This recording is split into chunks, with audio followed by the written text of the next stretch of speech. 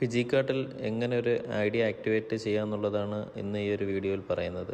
ആദ്യം ഫിജിക്കാർട്ടിൻ്റെ website login ചെയ്യുക. Login ചെയ്ത സമയത്ത് നമുക്ക് ഈ ഒരു പേജ് കാണാവുന്നതാണ്. അതിലേറ്റവും മുകളിൽ ഫൈൻഡ് സ്റ്റോർ എന്ന് പറയുന്ന ഓപ്ഷൻ ക്ലിക്ക് ചെയ്തിട്ട് അതിൽ സ്റ്റേറ്റ് കേരള കൊടുക്കുക. എന്നിട്ട് സ്റ്റോർ വർക്കല കൊടുക്കുക. ഗോ ടു സ്റ്റോർ ക്ലിക്ക് ചെയ്യുക. ക്ലിക്ക് ചെയ്യുന്ന സമയത്ത് നമുക്ക് അടുത്തൊരു പേജ് ഓപ്പൺ ആവും. അതിൽ നമ്മൾ ലോഗിൻ ചെയ്യുക. മേളിൽ ടോപ്പിൽ തന്നെ കിടപ്പുണ്ട് ലോഗിൻ. അവിടെ നമ്മുടെ ഐഡിയും അതിനോടൊപ്പം തന്നെ നമ്മുടെ പാസ്വേഡും എൻ്റർ ചെയ്ത് കൊടുക്കേണ്ടതാണ്. ഐഡിയും പാസ്വേഡും എൻ്റർ ചെയ്യുന്ന സമയത്ത് കൃത്യമായിട്ട് ശ്രദ്ധിച്ച് തന്നെ ചെയ്യുക. കാര്യം ഐഡി ചെയ്യുന്ന സമയത്ത് നമ്മുടെ ക്യാപ്സ് ലോക്ക് ഓപ്പൺ ആണോ അല്ലേ എന്ന് ചെക്ക് ചെയ്യുക. പാസ്വേഡ് ചെയ്യുന്ന സമയത്താണെങ്കിലും ക്യാപ്സ് ലോക്ക് നോക്കിയതിന് ശേഷം ലോഗിനിലോട്ട് ക്ലിക്ക് ചെയ്യുക.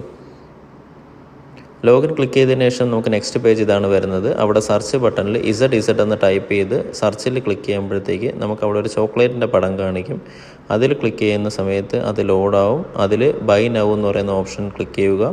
ബൈ നൗ ക്ലിക്ക് ചെയ്യുന്ന സമയത്ത് അത് പർച്ചേസ് ചെയ്യാനായിട്ട് നമുക്ക് വേണ്ടുന്നത് പോലെ കണ്ടിന്യൂ നെക്സ്റ്റ് ക്ലിക്ക് ചെയ്തതിന് ശേഷം നമുക്കതിൽ സ്റ്റോർ പിക്കപ്പ് വിത്ത് നെറ്റ് ബാങ്കിങ് എന്നുള്ളൊരു ഓപ്ഷൻ സെലക്ട് ചെയ്യുക. അതിന് ഏറ്റവും താഴെ ചെക്കൗട്ട് അല്ലെങ്കിൽ കണ്ടിന്യൂവിൻ്റെ അവിടെ ഒരു ടിക്ക് ബട്ടൺ കൊടുക്കേണ്ടതാണ്. അത് കൊടുത്തതിന് ശേഷം പിന്നെയും കണ്ടിന്യൂ ക്ലിക്ക് ചെയ്യുക.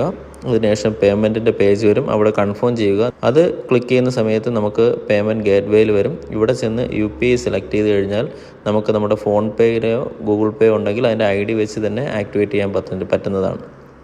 ഫോൺ പേയുടെ ID ആണ് ഞാൻ ഇപ്പം എൻ്റെ പേഴ്സണൽ ID ആണ് ഞാനിവിടെ കൊടുക്കുന്നത്.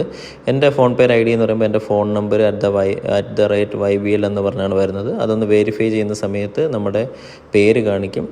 പേര് കാണിക്കുന്നതിൽ നമ്മൾ ചെക്കൗട്ട് ചെയ്യുക. ചെക്കൗട്ട് ചെയ്യുന്ന സമയത്ത് നമ്മൾ പിന്നെ ചെയ്യാനുള്ളതെന്ന് വെച്ച് കഴിഞ്ഞാൽ ഫോൺ പേയുടെ ആപ്ലിക്കേഷൻ ഓപ്പൺ ചെയ്തിട്ട് അവിടെ ഈ ഒരു റിക്വസ്റ്റ് വരും. അതിൽ ക്ലിക്ക് ചെയ്ത് നമ്മൾ ആ ₹1 പേ ചെയ്യുന്ന സമയത്ത് ഓട്ടോമാറ്റിക്കലി തന്നെ നമ്മുടെ പേജ്, അതായത് ഈ ഒരു പേയ്മെൻറ്റ് ലിങ്കിൻ്റെ പേജിൽ നിന്ന് നമുക്ക് ഡയറക്റ്റ് ഈ ഒരു പേയ്മെൻറ്റ് സക്സസ് ആയെന്നുള്ള മെസ്സേജ് നമുക്ക് ഇതേപോലെ വരും.